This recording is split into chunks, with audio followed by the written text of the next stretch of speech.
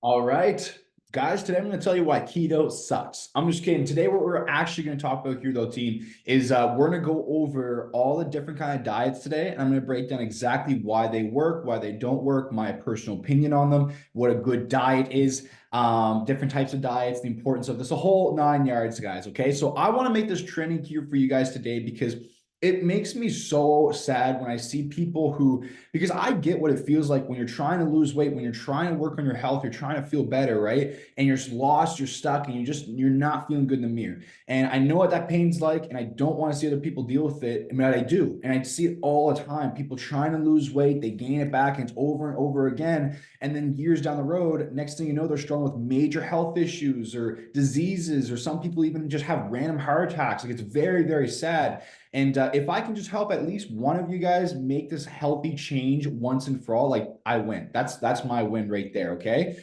So that's why I want to make this training here for you guys today. So that's what we're gonna break down. So you're gonna by the end of this training, you're gonna know exactly why certain diets, how they work, what to avoid, what to look for when trying to lose weight, and how all that works. All right. It'll be a quick training.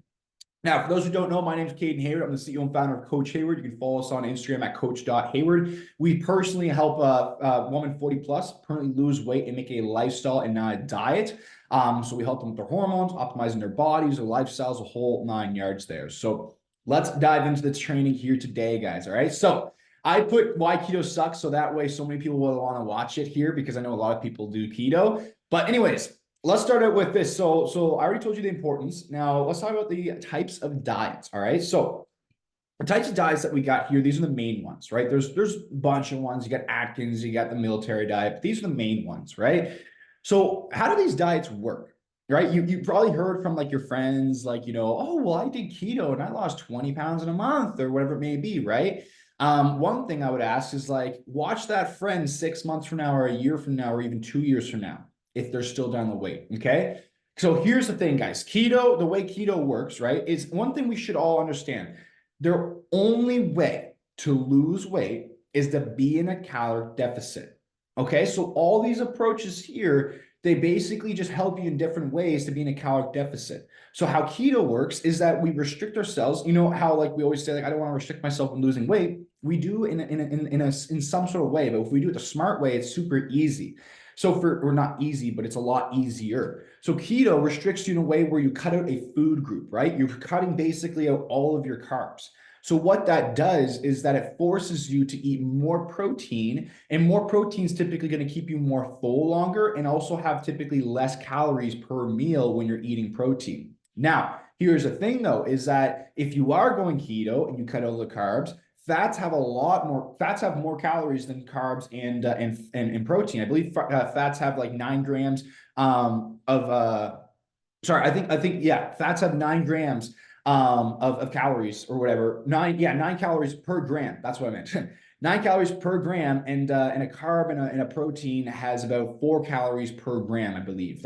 Look that up, but I'm pretty sure that's it right there. So here's the thing: when we switch to keto, though, is that yes, we're forced to make healthier decisions, right? Because we can't have carbs, so therefore we're going to eat a little bit more healthier. Now, mind you, though, if you have high cholesterol, you should be very, very careful because keto, you're eating a lot more fat, so that can affect your cholesterol levels.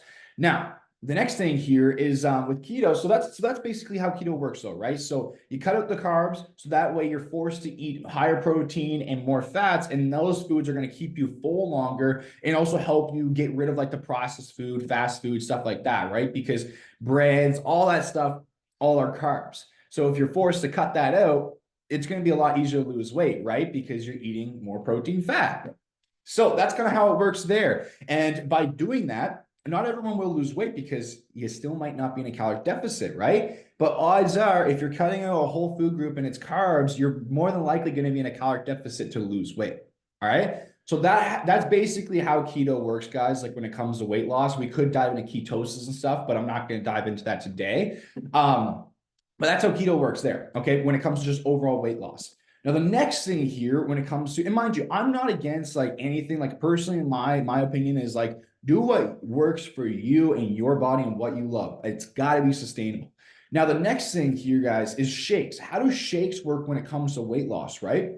Shakes work because typically when you do a shake diet, right? Number one is that if you're just drinking the liquids, you're gonna only eat like 800 calories a day, right? Like with the shakes, like 2 shakes a day, let's say they have 400 calories each. That's like 800 calories a day.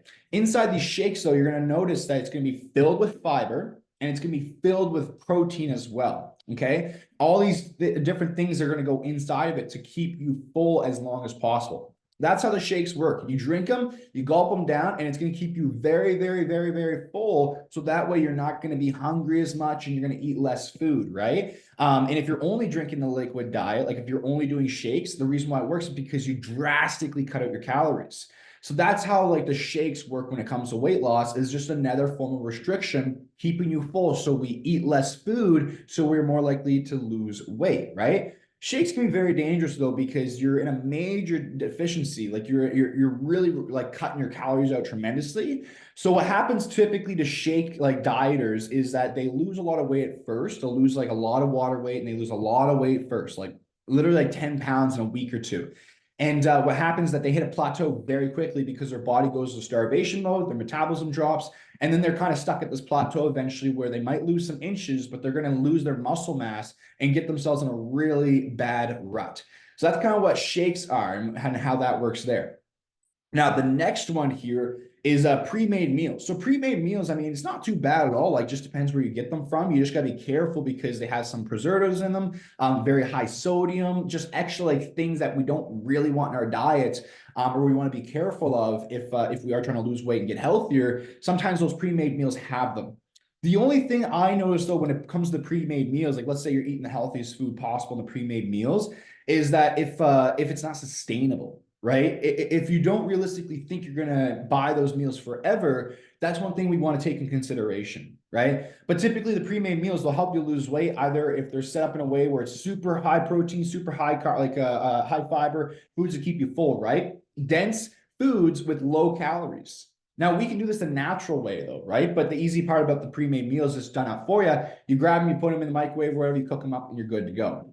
But not always are the foods in there the healthiest, right? The next thing I hear a lot though is that they taste like cardboard sometimes. They don't really taste the best, and that's not really sustainable long term. So that's something we got to take into consideration, right? Now the next thing, and I'm going to make this all make sense here at the end, guys, on why 90% of people who do lose weight gain it back. So the next thing here is fasting, right? IF, okay, intermittent fasting. Intermittent fasting is another form of restriction. What do we restrict though? We restrict our time, right? So we're restricting our time. So that means we don't have all the time in the world in the day to eat. So if we restrict our time, we're more likely to eat less food, right? So that's how it works. So let's say if you don't eat until 12 p.m. and then you start eating at 12 p.m., you go until like 6 or 8 p.m. or so, and you have that little frame. Odds are when you eat in that little frame, you'll have your first meal, you'll eat a good amount of food, you'll be very full. So you only eat like probably two times a day. And that way you're more likely to lose weight, right? Because you're restricting your time. So you can't do the late night snacking. You can't have a breakfast that's unhealthy, anything like that. So that's how fasting works and again, it's not all guaranteed to help you lose weight, guys, because at the end of the day, we need to be in a caloric deficit. So if we're fasting, but we're still eating a ton of calories, or we eat at McDonald's and it's like, well, I only eat once a day, but if that one meal a day is tons of calories like McDonald's, KFC, stuff like that, right? It's still going to not put us in a caloric deficit. So therefore we won't lose weight. So that's how fasting works. All right. The next one's 1 meal a day. 1 meal a day is just like, or OMAD is basically, 1 meal a day, right? You only eat once a day. Here's the dangerous part about that though, is that can completely put you in like where you could have some deficiencies because you're probably not getting all the minerals, everything you need from that one meal. The next thing is that it's a drastically cut in calories. So it's going to eat up our muscle mass. And eventually our metabolism will just adapt to where we're at. And that's just terrible. We do not want that. I don't recommend the 1 meal a day at all. At all. But that's how 1 meal a day works, right? It's just another form of restriction. Now, the next one is 6 meals a day. So you see a lot of like people promote this to women on like, oh, it's going to boost your metabolism if you eat 6 meals a day. There's no actual concluded like research and studies behind that. It's BS. All right. I do know that if you don't eat and you barely eat, you can mess up your metabolism. But eating like multiple times through the day, 6 meals a day, it's not gonna boost your metabolism. Okay, if you eat high protein, your body needs to use up more calories, the thermal effect, like your body needs to use up more calories to break down that protein. So that can help boost your metabolism short term, just like drinking a cold glass of water will help boost your metabolism short term because it needs to convert that cold water into body temperature in order to process it. So there's little things like that, but 6 meals a day is not going to change anything about your weight loss. If you eat 3 meals a day, 6 meals a day, nothing like that. Okay. The next one is carnivore or vegan. Okay, first and foremost, I don't understand why they're putting out this misinformation about eggs being bad for us and steak and stuff being bad for us because the cholesterol and the saturated fat. I want you guys to go look at how saturated fats affect our body. Okay, or saturated fats really bad for us. And then don't look at yes, look at all of them, but scroll down and go through about 6 articles. You'll notice on the fourth or fifth, there's a certain clinic that did a study and they proved that it was BS. They're trying to promote that like eggs are bad for us and stuff. And I don't understand why. Why would they ever say that cereal is better than eggs? Like I saw a certain like big article, big famous page that posted that, which is ridiculous. But they're trying to say that, but it's not true. Okay, you'll notice when we do eat steak and have the saturated fats from there, there's actually you know what? Just go. I can do a whole. There's a whole video I can do up on that. So go look into it though yourself. Though I would say read 6 articles on it, and it should give you the details you're looking for. But anyways, guys, I'm not all for carnivore. I'm not all for just vegan. Like again, everyone has their own preference.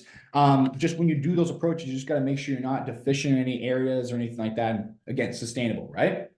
Also, if you're vegan stuff, like just getting that protein in, you got to make sure you get your protein in. Now, the last one here is pills. How do pills work, right? Like fat burners, very popular. Fat burners, if you look at them, they're basically, so they can make these statements about fat loss and stuff because there's this like certain tree bark or certain root or something like that in it. And like clinics, the studies show that like over a period of a year, you might burn like half a pound from it, like not even. So they can promote this stuff about how it helps you burn fat. But the way they work is look at any fat pill, any fat loss pill, and 99% of the time it's going to have caffeine in it. Okay. And caffeine, what it does is it makes us full. Caffeine kills our hunger, so we eat less food. So if we're taking the pills, number one, we're eating less food because we're keeping full longer, right? We're going to have more energy to want to do more things. And then number three is that it's the placebo effect as well. We take a pill, odds are we're going to want to act better, right? We're going to want to perform better because it's like, oh, I'm working on my fat loss. I'm taking this pill. So it's a reminder every day. That's how that works there. All right. Pretty cool, right? Another form of restriction though. Okay. Restrict our hunger so we eat less food. So guys, that's how it works. All right. So as you can see, the magical pill behind losing weight, it's not a diet. It's not keto. It's not cutting your carbs. It's none of this. It's just finding a way that works for you to eat less calories than what your body burns on a daily basis so you can lose weight, right? Like the way that Ozempic works is that it actually affects your gut internally. I was reading up on this. It actually affects your gut and whatnot. But basically, with Ozempic, though, it helps curb your cravings and your hunger, right? So you eat a lot less food. Here's the dangerous part they don't tell you about Ozempic, though, is that half and half, 50% of the weight you lose is your muscle mass. Okay. So that's something that's very, very scary. Like when you are on Ozempic, you need to eat a lot of protein. You need to work out consistently to try to preserve your muscle mass, because if not, it's going to be a mess after. But that's how all this works, guys, though. So I really want to make this training to clear things up for y'all on who are struggling with your weight loss and stuff, to show you that like it's all about calories in versus calories out. All these magical pill approaches and all these magical diets and stuff, that's how they work. It's just a form of restriction. So let's move on then. So what would we consider a good diet then, right? Like what would I personally say, like, what is a good diet? So how I kind of teach my clients and train my clients is I tell them, like, do what fits with your lifestyle. If you like to eat 3 times a day or 4 times a day, build it off that. You don't need to do 6 times a day, 2 times a day fasting. Like you don't need to change all that up. You can just take how many times you eat a day, right? And the next thing, a good diet is like, it's got to be aligned with your goals, right? So we got to make sure that you're actually losing weight if that's your goal. So number one is making sure the calories and macros are aligned with the body you want to build. Okay, that's the number one. Number two is that it's got to be sustainable. So that means if you love to have ice cream, if you love to have pizza here and there, well, then don't cut it out forever. balance it into your calories. So if you like to have it, don't allow yourself to eat it every single day, because that's terrible for your health. But like, I mean, once a week, or like 2 cheat meals, maybe a week eventually when you lose your weight, well, let's say around one or so a week, like that's fine. It's all good. It's like the 80-20 rule, right? Eat healthy 80% of the time, and then 20% of the time, enjoy yourself. So that's the key there, is like, if you know realistically, like, Caden, I can't cut out drinking for the rest of my life, or I can't cut out pizza for the rest of my life. All right, well, let's balance it in. Okay, I show my clients how to work around it, so that way they have their plans, they have their foundation that they stick with, and then whenever they want a cheat meal, they can go have it, and they'll know how to work around the following days, so they're still allowing their weight loss. That puts them in control of their food, right? So that's what I believe is a healthy plan. It's something that's sustainable, along with your goals, and it's got to keep you full. High protein, good fiber, making sure you're getting your nutrients in, your fruits and your veggies, and lots of water, of course, like the basics, the foundation, antioxidants, nuts, stuff like that, healthy fats, all those little things there. But again, you can do that in a way where you can still have the goodies here and there. All right. Like for me personally, guys, what I do is Monday to Friday is like 90% of the time I eat very well. All right. I eat very, very well. I basically, for me personally, like it's like robotic though. I eat very similar foods all the time. It's what I like to do though. It's what works with me and my lifestyle. Everyone's different. So if you like to switch things up, I would recommend have a big like bundle of all the different foods you love to have. So that way, whenever you want to make swaps, you just swap them out and make sure the calories align, right? Swap a protein for a protein, a carb for a carb, a fat for a fat, right? Everyone should have their own like kind of meal plannings. At least at first, when they are trying to lose weight, have a meal planning or count calories where you know what you're going to be having and you're prepared and you're planned. Okay. Because if we're not losing weight, it's probably because we're not, getting the numbers and we're not tracking that stuff there. Plain and simple, because that's 90% plus of it, right? So that's what I kind of consider a good diet, though. Okay. It's nothing like, you don't have to do keto, nothing like that. It's not needed. Something sustainable, something aligned with your goals, something that helps you defeat your challenges. So if it's craving, sugar addiction, like break those patterns there, and then create this into your routine. All right, make it very robotic so you know what times of the day you eat at, so you can keep on track with your food, you can keep full, and having that all built out, and just being in control too, knowing like, okay, if I have a cheat meal today, I'm just going to work around the next following days, right? And remember, this quote changed my life, is that we're not here, we're not living to eat, we're eating to live. So look at food as fuel and not like pleasure and taste. Okay, food is here to fuel you so you can function better and feel better and function properly. When we want to eat for taste, that's the 20 rule, right? 80-20 rule. 20% of the time we can do that. That's totally fine. I still have chocolate milk. I still have ice cream. I do all that stuff, guys, and I love my body. But it's all about balance.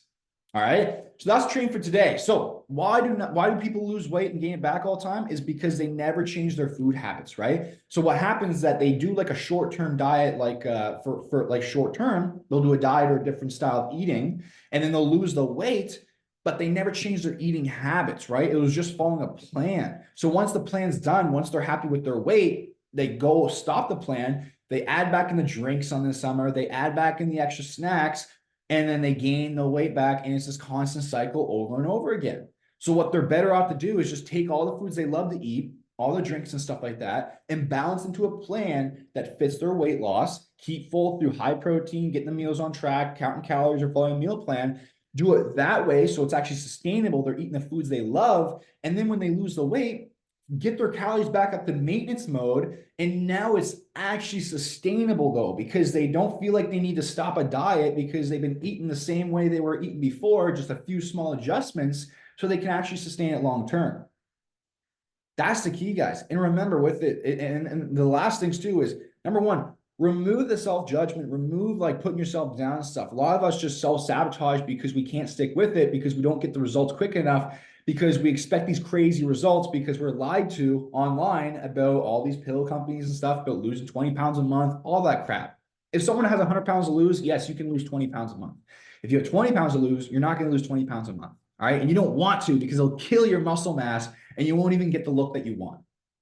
All right. So team, that is the training for today's CH family. I hope you guys enjoyed this training. All I ask every single video is that if you got something good out of this, please subscribe and make sure you like the video below and share it to a friend if you feel like they might need to hear this as well. If you want my personal help and coaching, there's a link where you can apply below in the description. Fill out the form there. I'll get back to you personally and I'll show you how I can help you out. I guarantee my results. All right. That's training for today though, team. Hope you enjoyed this and I will see you guys on the next one. Keep crushing it.